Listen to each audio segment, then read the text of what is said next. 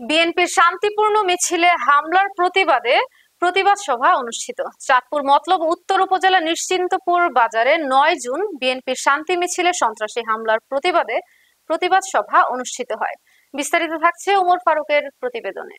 শনিবার Nishchintapur school and college মাঠে এ সভা অনুষ্ঠিত হয়। প্রধান অতিথি চাঁদপুর ২ মতলব উত্তর ও দক্ষিণ উপজেলা বিএনপি থেকে মনোনয়ন প্রত্যাশী বিএনপির জাতীয় নির্বাহী কমিটির সদস্য আলহাজ ডক্টর জালাল প্রধান বক্তা হিসেবে ছিলেন।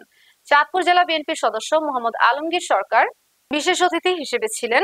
মতলব উত্তর উপজেলা বিএনপির সহ সভাপতি মোহাম্মদ জাহাঙ্গীর আলম প্রধান। ডক্টর মোহাম্মদ জালাল উদ্দিন বলেন, বিএনপি শান্তিপ্রিয় দল, বিএনপি সন্ত্রাসকে প্রশ্রয় দেয় না। এই নিশ্চিন্তপুরে যারা শান্তিপূর্ণ মিছিলে হামলা করেছে, আমি প্রশাসনকে বলবো তারা যেন দৃষ্টান্তমূলক শাস্তি দেন।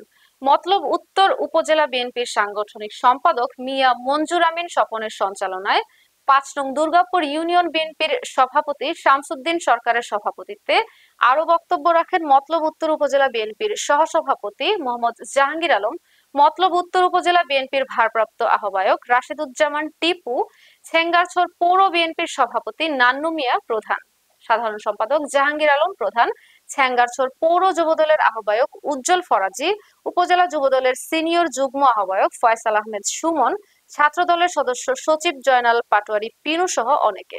বহু দূর থেকে কষ্ট করে এই বৃষ্টির ভিতরে ঘাম ঝরে আসছেন ছিলেন, যিনি কিছুদিন আগে আমাদের কাছ থেকে চলে গেছেন।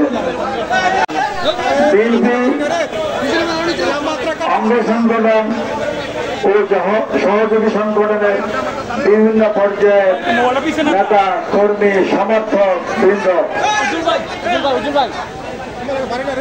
উপস্থিত, সাংবাদিক ভাই